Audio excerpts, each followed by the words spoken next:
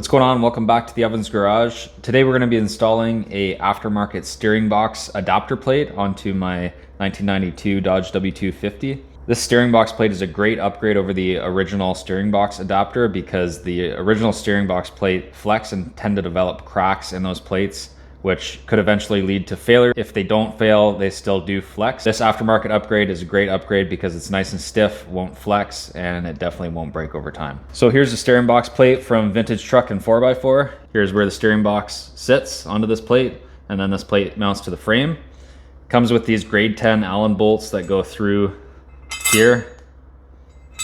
So it comes with grade 8 bolts that go through the plate and mount to the frame. I elected to get a little bit longer ones in case I need them. These are 2-inch grade 8 bolts, only because I have the cross member brace that goes from the frame to the cross member, and having that extra bit of material in there, I might need a bit longer bolts when it comes to mounting them. So we'll see once I get in there, but it comes with all the hardware you need, washers and these locking nuts. So make sure when you're looking for these steering box plates, you buy one from Vintage Truck and 4x4 directly. You can see these plates also on Amazon, and they are incorrect. They're the incorrect size, so do not buy them on Amazon. You want to get them from Vintage Truck and 4x4. He's the original designer for these plates, and he's your go-to guy if you have any questions. So you can see here the plate comes unpainted, so I'm going to throw a coat of paint on both sides of this. We'll let it dry a little bit, and then we'll go ahead and check out the existing flex with a stock steering box bracket, and then we'll install this one and compare the old to the new. Okay, so here's a look at the original steering box adapter plate, and we'll see how much flex it produces under dry steering conditions.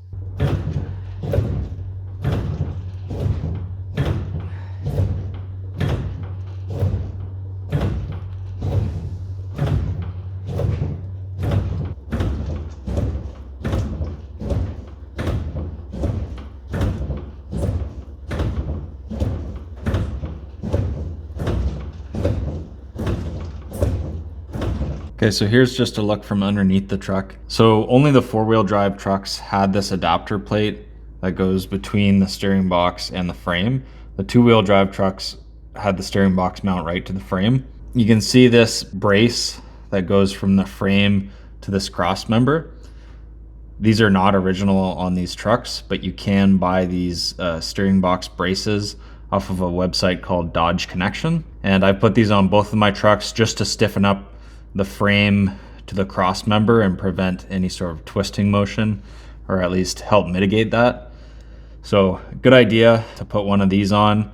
Go and check out my other video of installing one of these guys. It's really not too bad of a job. But for the back side of this steering plate, you can see there's actually 3 bolts that go through the frame and into the steering box adapter plate on the other side of this, but there's one there, and then there's another one way back up in here, and you can see the other one just back up there. In order to remove that steering box bracket, I need to take those 3 bolts off, and then the steering box will be able to shift down, and then I can remove the plate. There's 4 bolts on the back of the steering plate that hold the steering box to that plate, but because there's lines attached to the steering box, we'll be able to just move it out of the way. Okay, so it's a 13/16 wrench on the other side, and then the nut on the inside is 7/8.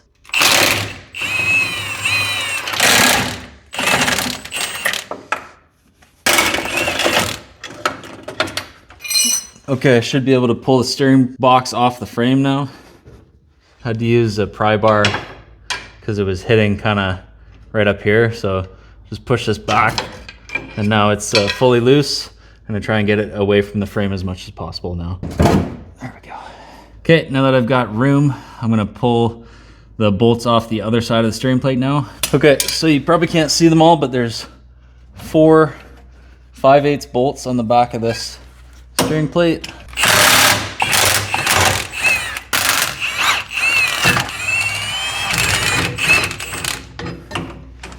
Okay, so here's a comparison of the old plate and the new plate. You can see just how thin that old plate is. Doesn't appear that there's any cracks in my old plate there, but here's just how much thicker this new plate is. Much more heavy duty. I did just want to note while I have these out, a lot of guys when they switch to crossover steering, what actually happens is you eliminate this plate and you put the steering box right onto the frame. So you do have the option of going to crossover steering just to eliminate this plate, or you can keep this steering plate, upgrade to this, and that allows you to keep your front sway bar. I like having a front sway bar, so this is the route I'm going. So I've got some paint on my steering plate now. Next, I'm gonna attach the steering gear to the plate. These grade 10 Allen bolts, they get tightened to 130 foot-pounds onto the steering plate. And I'm gonna put a little bit of red thread locker on there so they don't back themselves out. So before you tighten this up, there's one bolt on the front side here. You wanna get started, otherwise you won't be able to get it in from the back side.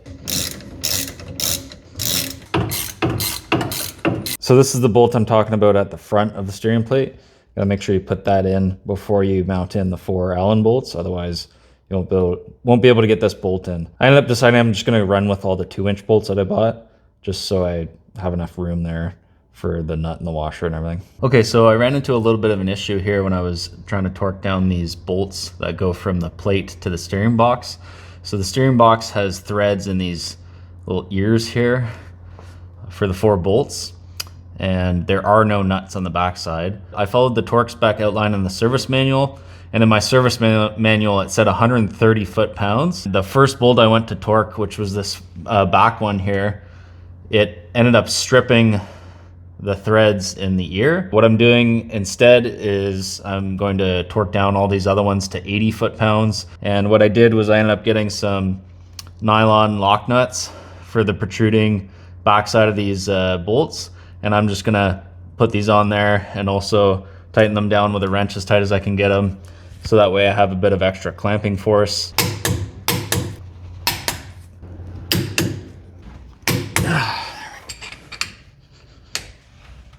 All right, so I can position the steering box back up into place on the frame. These bolts here are gonna get torqued down to 165 foot-pounds as per the service manual, and they have a new lock nut that comes with them.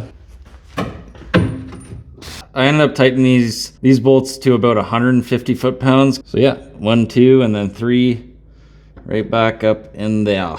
And you can see the 1 bolt, 2 bolts, and then the 3rd bolt right up there. And here's a final look at the installed steering plate.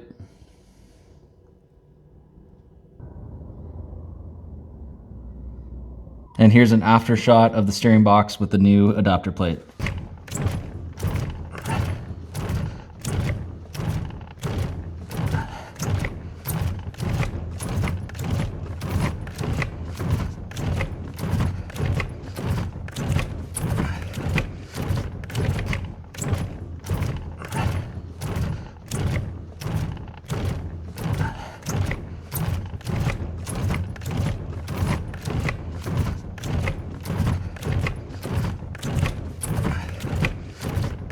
So you can see from those couple clips that we may have reduced the flex in the steering box plate. I'll overlay the footage from the before and after, and you can get a good idea of what the difference that the plate makes. As you can see in the footage though, the big problems it looks like is the spring perches. So on this truck, I haven't upgraded the front spring perches. I was thinking about getting the Archive Garage front spring hanger. That'll really stiffen things up. And then the other thing, which you can't really do much about, is just the whole frame flexing right at the steering box location. So as that steering box moves, the whole frame is kind of twisting in and out, and there really isn't that much you can do about it aside from let's say you had this thing completely apart, building some sort of additional stiffening box. Pretty much the best you're going to be able to get it. I guarantee if you do this mod with the Archive Garage front spring box hanger, the Dodge Connection steering brace, you'll be pretty happy with the results of the steering of your truck at the end. So if you like this video, make sure to hit that thumbs up, and thanks for watching. Cheers.